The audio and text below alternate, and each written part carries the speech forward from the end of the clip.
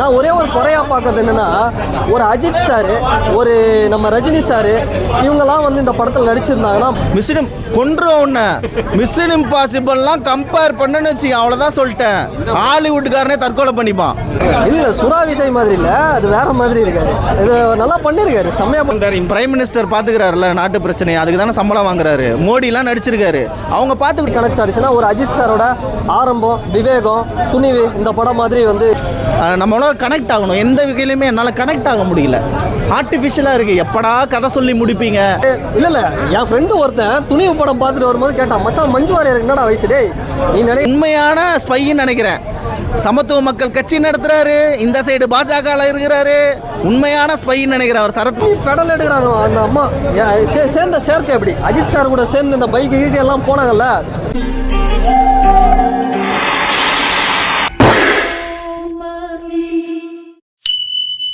படம் நல்லா இருந்துச்சு ப்ரோ, நல்லா ஒர்க் ஆச்சு. கௌதம் கார்த்திக் செம்மையாக இருந்தார், ஆர்யா செம்மையாக இருந்தாங்க. அதுக்கப்புறம் மஞ்சு வாரியர் சூப்பராக இருந்தாங்க.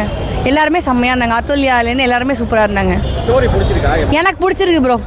வந்து தேட்டரில் பார்த்தா தான் ப்ரோ நல்லாயிருக்கும். எல்லாரோட காஸ்டியூமும் சூப்பராக இருந்தது ப்ரோ. She was awesome. அவங்களுக்கு வயசானதே தெரியல, அது மாதிரி செம்மையாக இருக்காங்க. ஆர்யா வாஸ் வெரி குட், டிஃப்ரெண்ட்டான ஒரு look. And Gautham Karthik was stunning. எனக்கு ரொம்ப பிடிச்சிருந்தது.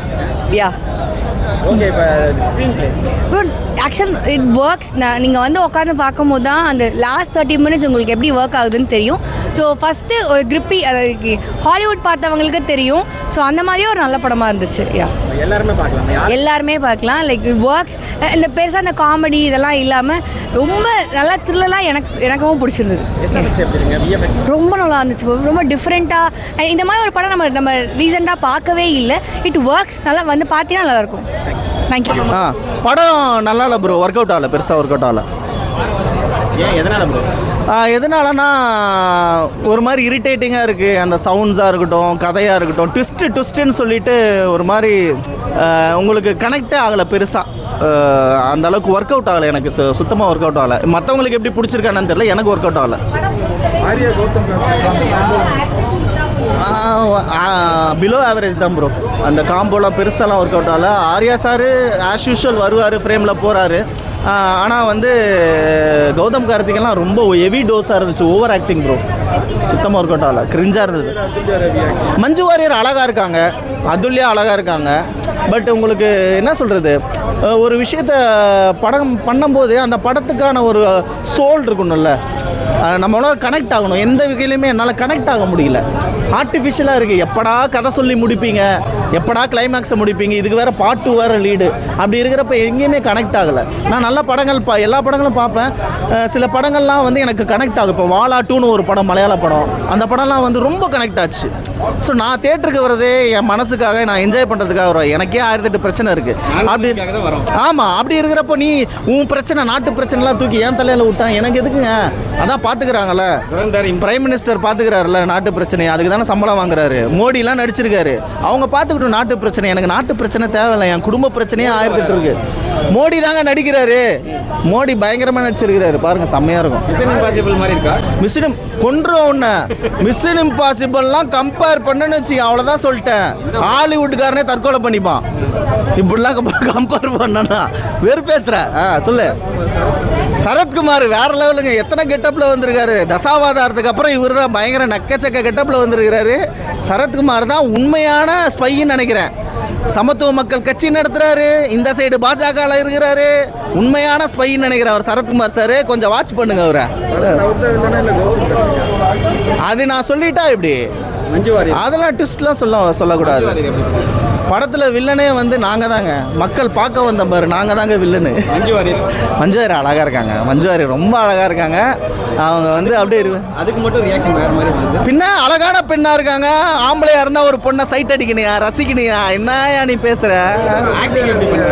மஞ்சு வாரியர் நல்லா நடிச்சிருக்காங்க. சொல்லுங்கள் ப்ரோ. படம் உண்மையை சொல்லணும்னா ஆஹா ஊஹன்லாம் இல்லை. ஆனால் நீங்கள் வந்தீங்கன்னா ஒரு ஒன் டைம் வாட்சபிள் நல்ல படமாகவே இருக்கும். குறிப்பாக இந்த படத்தோட டைரக்டர் எஃப்ஐஆர்னு ஒரு படத்தை எடுத்து வரான். அது இப்போ தான் பார்த்தேன். பார்க்கும்போது என்னன்னா ஒரு துரந்தர் மாதிரி ஒரு ட்ரை பண்ணியிருக்கிறாரு. ஒரு சில விஷயம் படத்தில் ஒரு ஸ்பையாக வராரு. ஆர்யா அப்படிங்கிறவர் அம்சா மசாரி மாதிரி ஒரு ஸ்பையாக உள்ள வந்து சில விஷயம் பண்ணுறாரு. நான் பார்க்கும்போது இந்த படம் எனக்கு எப்படி கனெக்ட் ஆகிடுச்சுன்னா ஒரு அஜித் சாரோட ஆரம்பம், விவேகம், துணிவு இந்த படம் மாதிரி வந்து இருந்தது. ஒரு கதை டிஃப்ரெண்ட்டான கதை தான். என்னென்னா இந்த நியூக்ளியர் வெப்பனை வெடிக்க விடாமல் நாட்டுக்கு எதிராக சில நடக்கிற சூழ்ச்சியை தடுக்கிறாங்க. அதுதான் கதை. மற்றபடி உள்ளுக்குள்ளே வர அந்த மிஸ்டர் எக்ஸ் யார், அதுதான் ட்விஸ்ட்டு. அந்த மிஸ்டர் எக்ஸ் யாருன்னா நம்ம சரத்குமார் சார். இது என்னென்னா இப்போ இந்த படத்தில் ஒரு ட்விஸ்ட் இருக்குங்க. இப்போ படமே ட்விஸ்ட்டு தான். நம்ம ரொம்ப நல்லவன ஒருத்தனை பார்ப்போம், அவன் பார்த்தா கெட்டவனாக இருப்பான். ஒருத்தர் ரொம்ப கெட்டவன் நினச்சி உட்காந்து பார்ப்போம், அவன் பார்த்தா நல்லவனா. அதுதான் இந்த படத்தோட ஒரு போர் அடிக்காமல் ஒரு நம்மளை 2.5 மணி நேரம் சூப்பராக கொண்டு போனது. நல்ல ஒரு படமாகவே வந்திருக்கு. செம்மையாக இருக்கு ப்ரோ. ஆர்யா வந்து தண்ணியிலேருந்து வராரு, அக்வாமேன் மாதிரி வராரு, தரையில் நடக்கிறாரு. பார்த்தா மனுஷன் இந்த ரன்வீர் சிங் மாதிரி வராரு, இந்த துரந்தர் மாதிரி முடி வச்சுக்கிட்டு போகிறாரு. இது இல்லை சுறா விஜய் மாதிரி இல்லை, அது வேற மாதிரி இருக்காரு. இது நல்லா பண்ணியிருக்காரு, செம்மையாக பண்ணியிருக்காரு. கௌதம் கார்த்தி அவரை பற்றி சொல்லணும்னா இந்த 7ஆம் அறிவு படத்தில் டாங்லி வருவார் பாருங்க, அதே மாதிரி தான் வராரு மனுஷன். நல்ல ஒரு வில்லத்தனம். அவரோட கரியரில் one of the best. Music டைரக்டர்லாம் யார் அப்படின்னு பார்த்தா ஒருவேளை ஜிப்ரானா இருப்பாரோ இல்லை சாம்சியஸா சீன் ரோலனா அப்படின்னு பார்த்தா யாருன்னே தெரில. திபு நீனா தாமஸ்னு யாரோ மலையாளம் மியூசிக் டைரக்டராக பின்னிட்டாருங்க. மியூசிக் தரோம் படத்தில். நான் இவருக்கெல்லாம் நிறைய வாய்ப்பு தரணும். நான் ஒரே ஒரு குறையாக பார்க்கறது என்னென்னா ஒரு அஜித் சார், ஒரு நம்ம ரஜினி சார், இவங்கெல்லாம் வந்து இந்த படத்தில் நடிச்சிருந்தாங்கன்னா மாஸ். இந்த படம் ஒரு 500 கோடி கலெக்ஷன் பண்ணியிருக்கோம். ஆர்யா அப்படிங்கிறதுனால ஆடியன்ஸ் வந்து கொஞ்சம் கம்மியாக தான் வருவாங்க. இல்லை இல்லை கூலி அடிச்சதுங்கல்ல, கூலி வந்ததுங்களே 500 கோடி இல்லை ஏதோ ஒன்று. அதாவது ஒரு 300 கோடி, ஒரு 300 கோடியாக தான் அடிச்சிருக்கோம். அஜித் சார் வந்திருந்தாருன்னா ஒரு 400 கோடி அடிச்சிருக்கோம். விஜய் சார்லாம் வந்திருந்தா அது வேறு மாதிரி இருந்திருக்கும். எதுங்க புரியல? 450 கோடியா? சரி, ஏதோ ஏதோ ஒரு 300 200 250 கோடியாவது வந்திருக்கும் இந்த படம். ஆனால் இப்போ போட்ட பட்ஜெட்டை எடுன்னா ஆர்யா மாதிரியான நடிகர் நல்லா எஃபர்ட் போட்டிருக்காரு. சூப்பராக இருக்குது. நீங்கள் வந்து பாருங்கள். நான் வந்து என்னென்னா அப்படியே படம் வேறு லெவலு, ஆஸ்காரு அப்படிலாம் வந்து சொல்லலை. ஆனால் நல்ல படம், ரியல் சம்பவத்தை வச்சு எடுத்திருக்காங்க. ரியல் சம்பவம். ஏதோ மஞ்சு வாரியர்னா என் ஃப்ரெண்டு இந்த துணிவு படம் பார்த்துட்டு இல்லை என் ஃப்ரெண்டு ஒருத்தன் துணிவு படம் பார்த்துட்டு வரும்போது கேட்டான், மச்சான் மஞ்சு வாரியருக்கு என்னடா வயசு டே, நீ நினைக்கிற மாதிரி இல்லை, உங்களுக்கு 45 கிட்டே இருக்கும் அப்படின்னா. இந்த படம் வரும்போது 47 48 இருக்கும் போல உங்களுக்கு. பின்னி பெடல் எடுக்கிறாங்க அந்த அம்மா. சேர்ந்த சேர்க்கை எப்படி அஜித் சார் கூட சேர்ந்து இந்த பைக்கு எல்லாம் போனாங்கல்ல, ஃபுல்லாக ஆக்ஷன் தான். கன் எடுத்து மிரட்டுறாங்க, சுடுறாங்க. சரியான ஆக்ஷனு, ஆக்ஷன் குயின்னு சொல்லலாம் அவங்கள. அந்தளவுக்கு மஞ்சு வாரியர் பின்னி செம்ம. இது எதுங்க ஃபிசிக்கல் ஃபிட்னஸ்ன்றத விட அந்த கேரக்டருக்கு ஒரு ஐபிஎஸ் ஆஃபீஸர் மாதிரி எப்படியே சுற்றி சுற்றி அடிக்கிறாங்க. அதுதான் அங்கே வேறு லெவல் அவங்க. அப்புறம் ரைஸ் ஆகாது படத்தில் வர எல்லா கேரக்டருமே மிரட்டுறாங்க.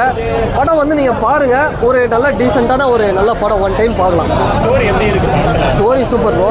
நீங்கள் ரித்திக் ரோஷன் இந்த ஜாக்கி ஷெராஃப், டைகர் ஷெராஃப் நடிச்சிருப்பாங்க வாரு, அந்த மாதிரி ஒரு கதைக்களம் தான். அதை கொஞ்சம் வித்தியாசமாக பண்ணியிருக்காங்க.